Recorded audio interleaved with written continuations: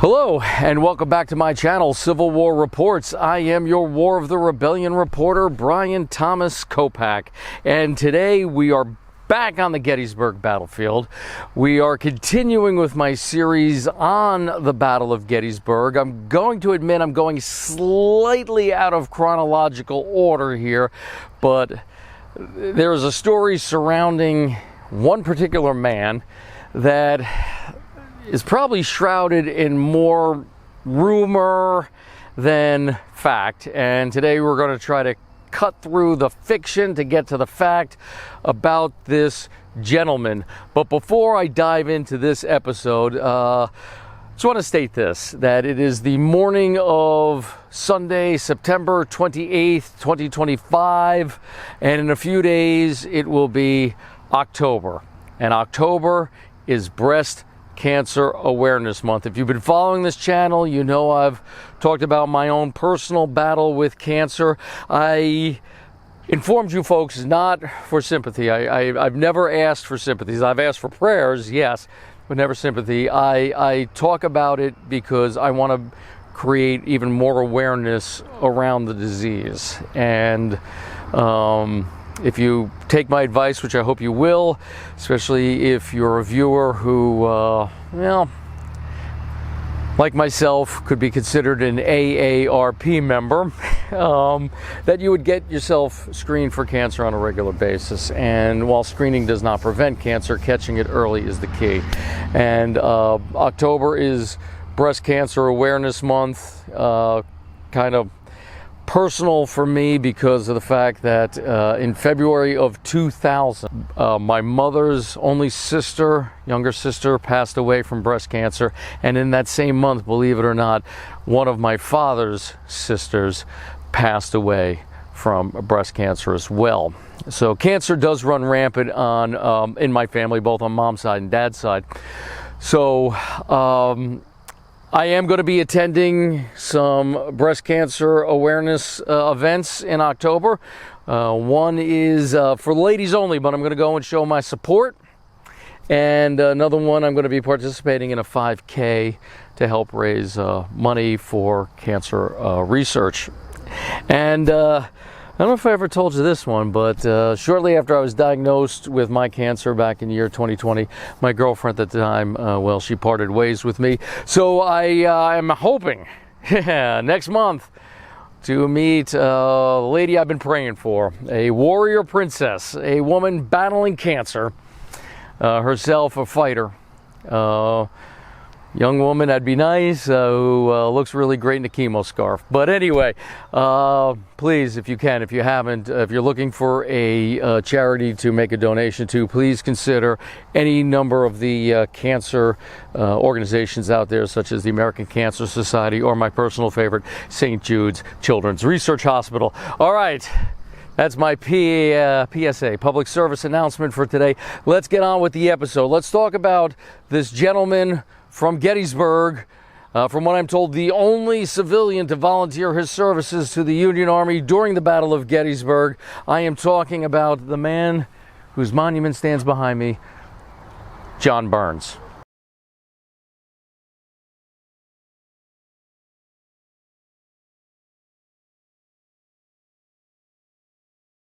As I mentioned, he was the only civilian that we are aware of from the town of Gettysburg that came out to volunteer and fight.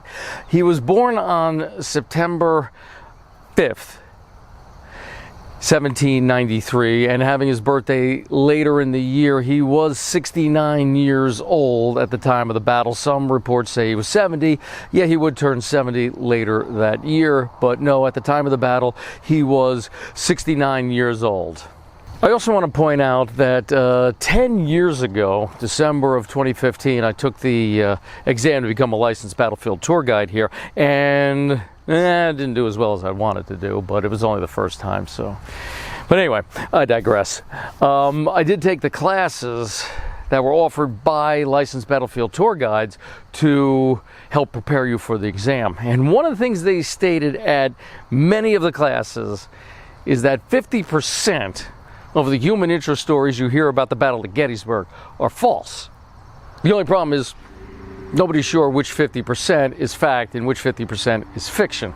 So with that in mind, and I'm going to base this story off of several sources. One will be Harry Fanz's book, Gettysburg, The First Day, Noah Andre Trudeau's book, Gettysburg, A Testing of Courage, Stephen Sears' book on the Battle of Gettysburg, as well as some primary sources. And I will try to point out which stories may be fact or fiction. All right, so as I already mentioned, he was 69 years old at the time of the battle, would turn 70, 2 months later. And he was a former constable in Gettysburg, and he was often described as being rather cantankerous. He also claimed to be a veteran of the War of 1812. He claims he was at the Battle of Lundy Lane, but according to Stephen Sears in his book about the Battle of Gettysburg, Burns was a non-combatant, which, very possible. Just because you serve in the military doesn't mean you're always out there on the front lines. So yeah, he most likely was a veteran of the War of 1812, but whether or not he actually saw combat, as Burns would claim, is, I guess we could say, that's up for debate. Okay, this is when even eyewitnesses' accounts of what happened can get a little blurred. Burns comes walking out of town, comes up here to McPherson's Ridge, and the first regiment he encounters is the 150th Pennsylvania. Now, according to author and historian Stephen Sears, Burns arrives on the field with his old outdated flintlock musket. Now, at the time of the War of 1812, the predominant military weapon for the United States was a 69 caliber smooth bore musket flintlock ignition. But according to Major Chamberlain of the 150th Pennsylvania, he claims that Burns arrived here on the field carrying a Enfield rifled musket at trail arms. Now, also according to Sears, Burns arrives here. He's got not only his outdated flintlock, he's got a powder horn, and he's got a pocket full of musket balls. Now, the Enfield was 57.7 caliber, and it was rifled. There was no way that a 69 caliber musket ball is going to fit into an Enfield. So was he carrying a flintlock? Was he carrying an Enfield? Well, there is a famous photograph of Burns taken after the battle. He's sitting on his front porch, and next to him is a flintlock musket. Was that the same one he brought to the battlefield? Well, not sure. Let's go back and take a look at his monument, though. I'd like to point out two aspects of the rifle, or the musket, that John Burns is carrying here at his monument here on McPherson's Ridge. One, this area up here where the ramrod slides into, this is definitely old school. This is not something you would find on a British-made Enfield at the time of the Battle of Gettysburg, or an American-made rifle. This is definitely old school. Let's take a look at the firing mechanism. I'm not sure how well you'll be able to see this, but well, this is definitely percussion ignition. But if you look really closely, the nipple is coming right up out of the breech of the barrel. This is a flintlock that was converted to percussion. Not uncommon in the 1800s. However, that mechanism, that hammer, is vastly different than a flintlock and easily recognizable. So Sears only says he was carrying a flintlock, not a converted flintlock, a flintlock. So what was John Burns carrying that day? Was it an Enfield, or was it a flintlock, or a converted flintlock? Well, we'll try to answer that later on in this video. All right, if we have disagreement as to what weapon John Burns was carrying when he arrived here at McPherson's Ridge, there also seems to be some disagreement as to what he was actually wearing. Now, he was an older gentleman. I'm sure he wasn't keeping up with the styles. And we have different descriptions of what the man was wearing when he arrived here to take on the Confederates. Using the three authors that I mentioned earlier, there seems to be three different descriptions. All agree, though, that the coat he was wearing had brass buttons. But as for the rest of Burns's outfit, there's disagreement on that, it appears. A cleric in the 7th Wisconsin claimed that he was wearing a bell-crowned hat and his vest was buff-colored. But another source said he was wearing a high silk black hat with dark trousers, but no mention of what the color of the vest was. So even eyewitnesses seem to differ as to how the man was dressed. One of the authors in the sources I used described Burns as looking like Rip Van Winkle having come down from South Mountain. I guess that's how oddly he was dressed that day. This much we do know, is that when Burns approached the battle, when he comes up here to McPherson's Ridge, he is met with laughter and ridicule, probably because of the way he was dressed and because he was carrying a weapon of undetermined age and firing mechanism. That's the best way to put it. He approaches Colonel Langhorne Worcester of the 150th Pennsylvania, and he basically says, I want to join the fight. The 150th belonged to Stone's brigade, and Worcester really didn't know what to make of this guy. He was just as dumbfounded by the appearance of this older gentleman as were the troops that were laughing at Burns earlier.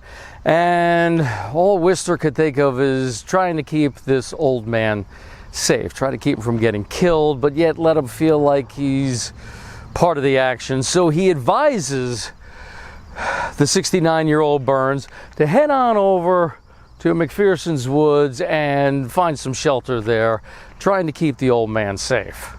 I'm now standing near the monument to the Iron Brigade here at the Gettysburg National Military Park, also on McPherson's Ridge. So John Burns takes the advice of Colonel Worcester and heads on over into McPherson's Woods, where he meets Lieutenant Colonel John Callis. I hope I'm pronouncing his name correctly. You know how I am with names, folks. His last name is spelled C-A-L-L-I-S.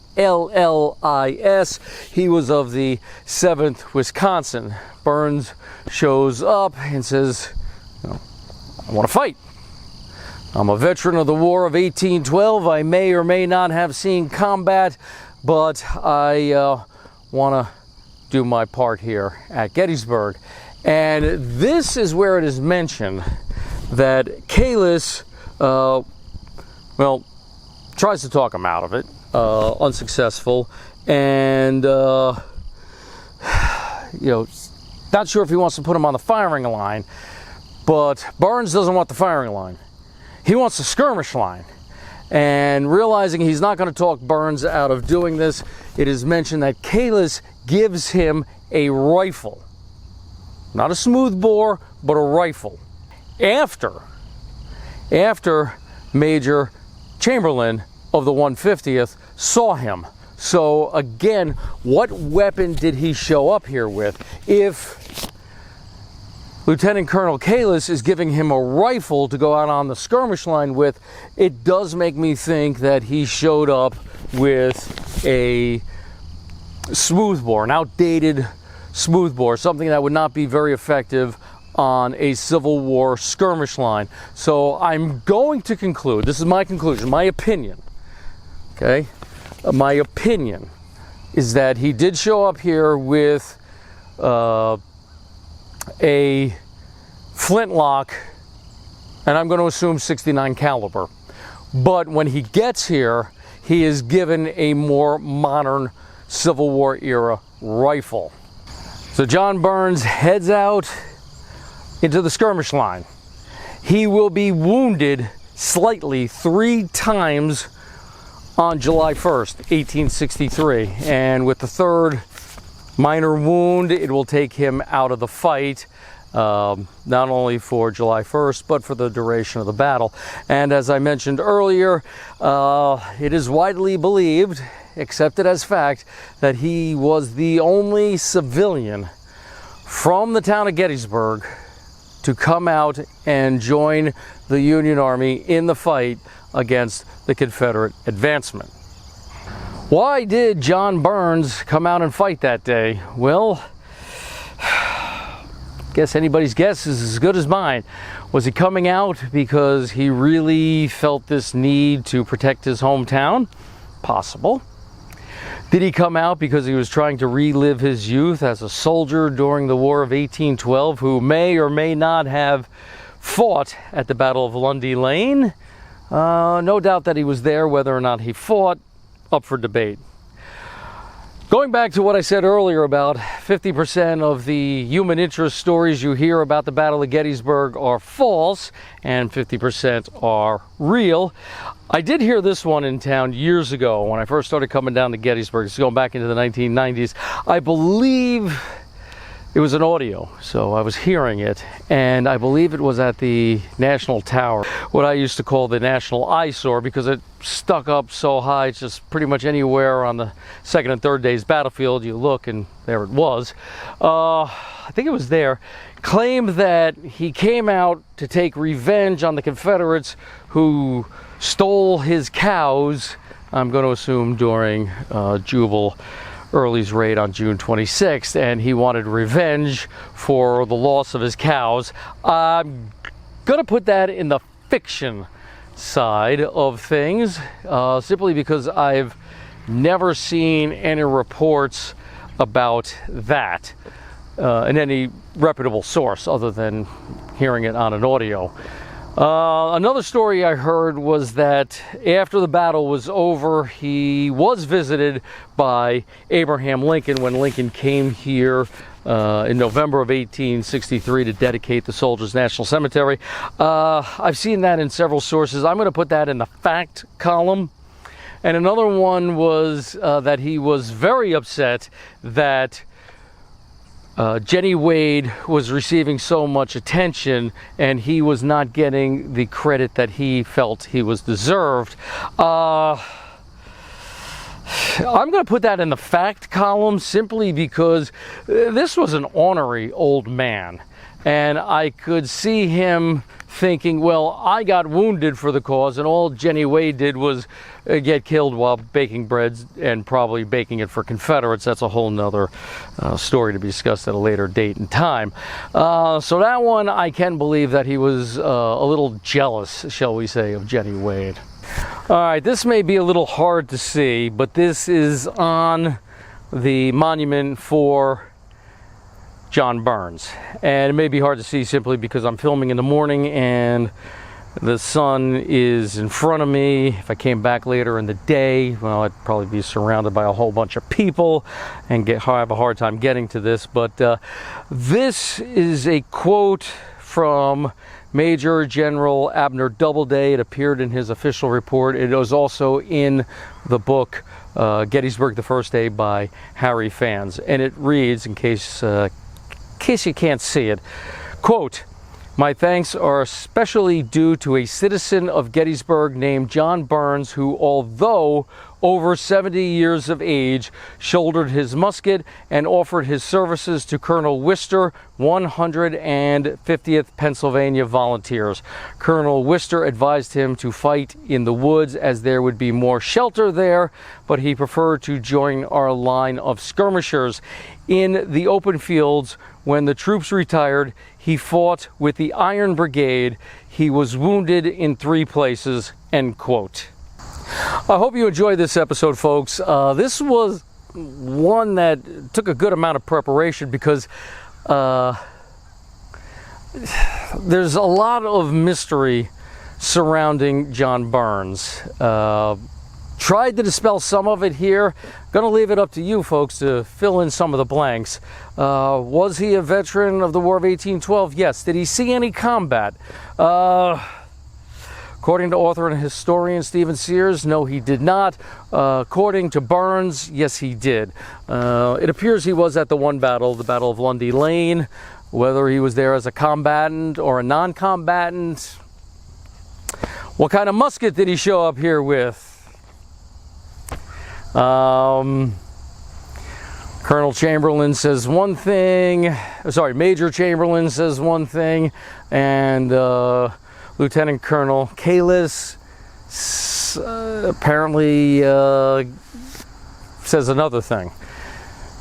A lot of mystery here, but I wanted to bring this episode to you. Again, this monument here was dedicated on July 1st, 1903, the 40th anniversary of the battle. John Burns would not be alive for that. He would die on February 4th, 1872, probably as bitter and cantankerous to the end as he was when he was a constable in Gettysburg. So I hope you will stop by and pay some tribute to Mr. Burns. Not sure what you can see in the background, but way off in the distance there is the John Reynolds Monument. It's right here on Stone Avenue. I just want to give a big shout out to a friend of mine from New Jersey. Her name is Charlene.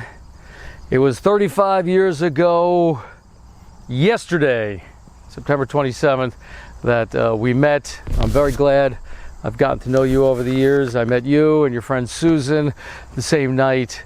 You know, we don't always keep in touch as much as I would like to, but you're still a friend of mine. And again, if there's anything you ever need, do not hesitate to call. All right, do not hesitate to get in contact with me. All right, so big shout out to you, Charlene. Thank you for 35 years of friendship. It's greatly appreciated. If you do make it to Gettysburg, whether you support the Union side or the Confederate side, wouldn't hurt to just come by and pay respects to a man who was almost 70 years old and still wanted to taste a little combat. For Civil War Reports, I am your War of the Rebellion reporter, Brian Thomas Kopak. Until next time, thank you for watching. And if you like what you saw today, please hit the subscribe button. Give a thumbs up. Also, notify your friends. Let them know about this channel and ask them to subscribe as well. If you like, you may leave a question or a comment below, and perhaps I will answer your question in a future episode of Civil War Reports. Until next time, please keep the history alive.